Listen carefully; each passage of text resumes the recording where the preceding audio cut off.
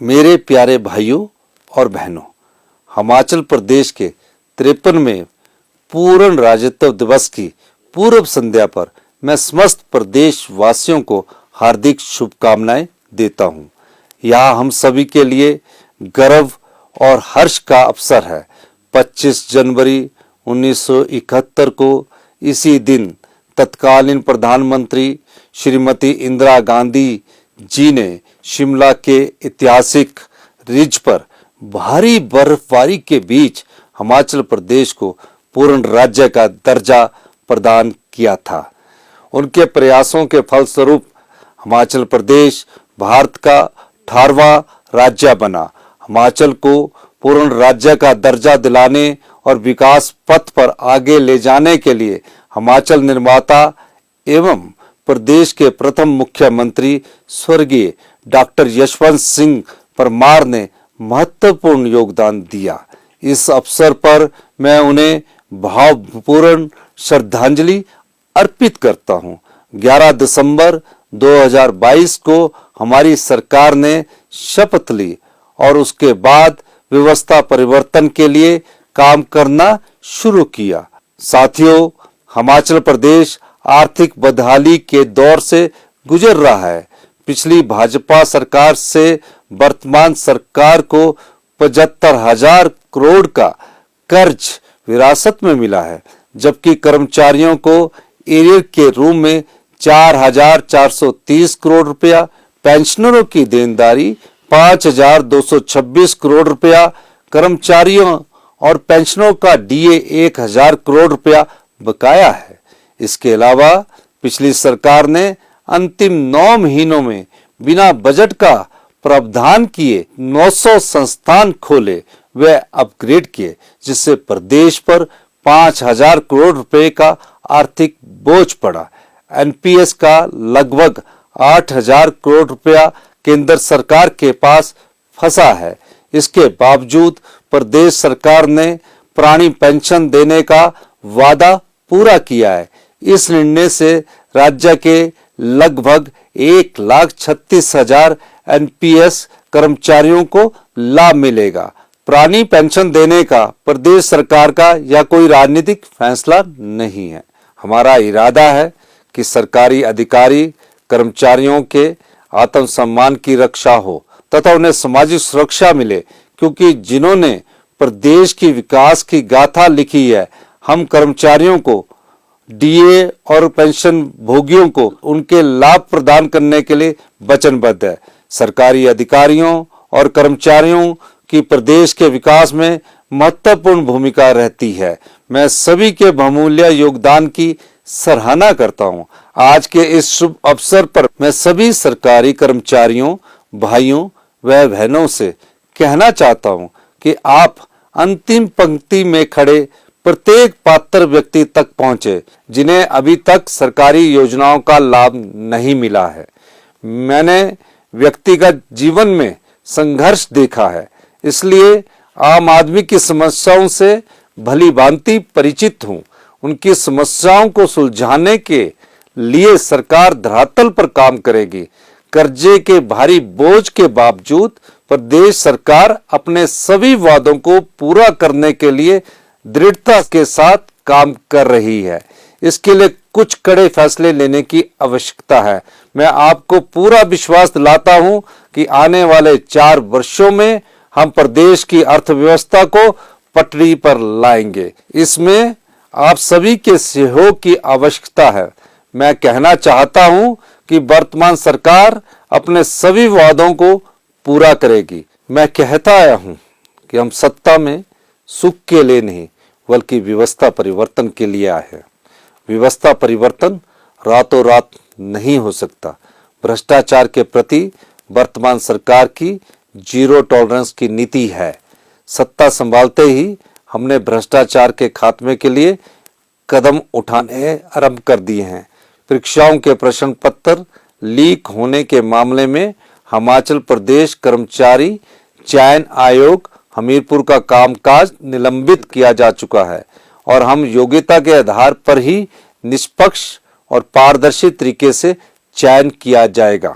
वर्तमान सरकार के गठन को अभी 44 दिन का समय ही हुआ है।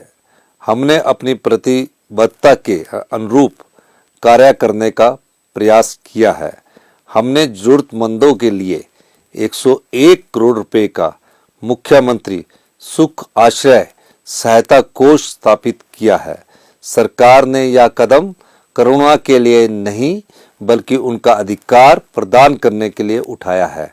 मैंने अपना पूरा वेतन और कांग्रेस के सभी विधायकों ने 1-1 लाख रुपया इस कोष में अंशदान किया है। IIT, AIIMS, IIM, IIIT, polytechnic, ITI, BSc nursing जैसे संस्थानों में दाखिला पाने वाले जरूरतमंद बच्चों की शिक्षा का पूरा खर्च सरकार उठाएगी। उन्हें जेब खर्च के रूप में 4,000 रुपया भी मासिक दिया जाएगा।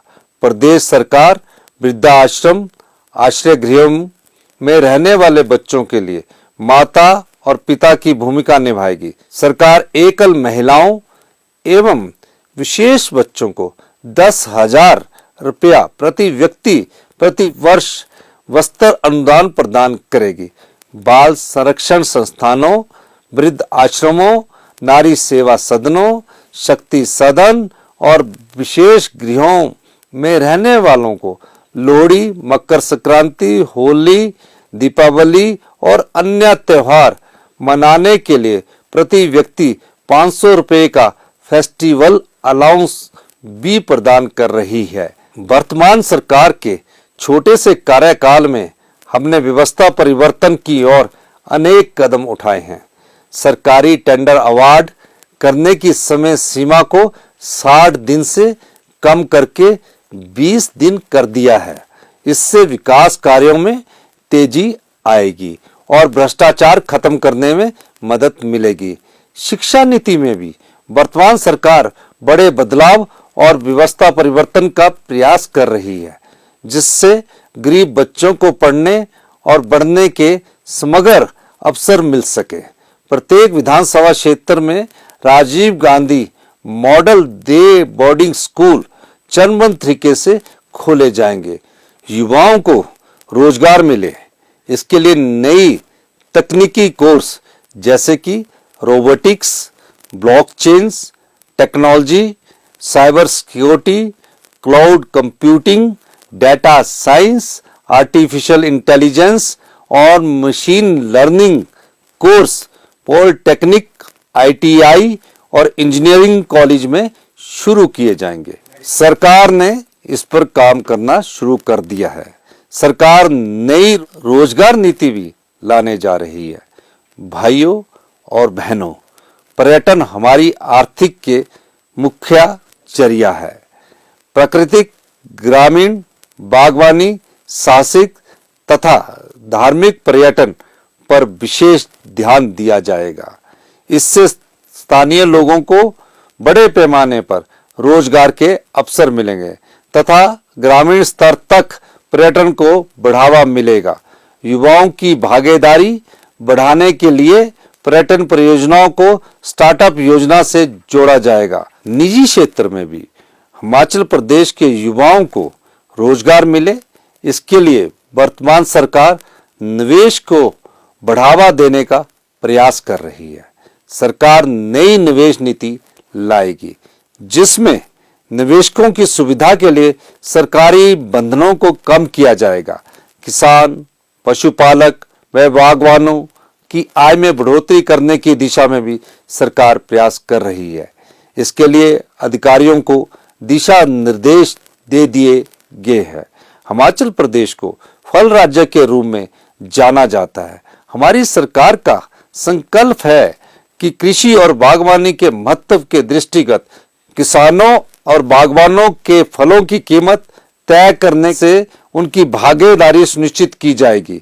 युवाओं को अपना उद्योग व कारोबार स्थापित करने के लिए बिना ब्याज के ऋण उपलब्ध करवाने के लिए उचित कदम उठाए जाएंगे।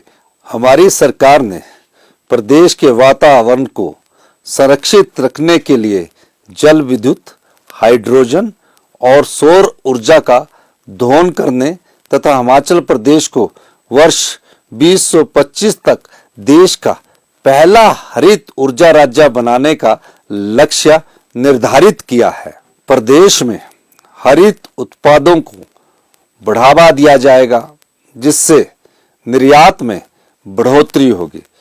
सरकार आगामी वित्तीय वर्ष में 500 मेगावाट तक की सौर परियोजनाएं स्थापित करेगी। प्रदेश सरकार ने राज्य में ग्रीन एनर्जी को बढ़ावा देने का निर्णय भी किया है। इसके लिए इलेक्ट्रिक वाहनों को प्रोत्साहन दिया जाएगा।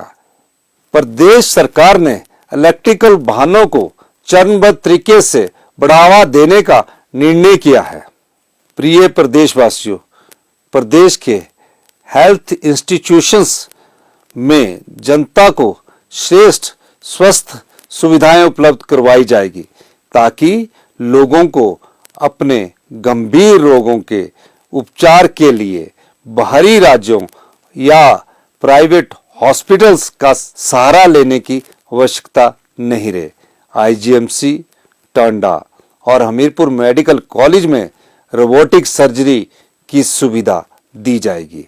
मेडिकल स्टाफ की भर्ती भी की जाएगी। मैं आशा करता हूं कि हमारी सरकार को आप सभी का सक्रिय तथा रचनात्मक सहयोग प्राप्त होगा, जिससे हमारे सुंदर प्रदेश में उन्नति और विकास का मार्ग प्रशस्त होगा। पूर्ण राज्यत्व के अवसर पर मैं एक बार पुनः आप सभी को शुभकामनाएं देता हूं तथा प्रदेश व आपके उज्जवल भविष्य की कामना करता हूं। मैं एक बार फिर दोहराना चाहता हूं, हम सत्ता के लिए नहीं बल्कि व्यवस्था परिवर्तन के लिए आए हैं, जिसमें आप सभी का सहयोग जरूरी है। जय हिंद, जय हिमाचल।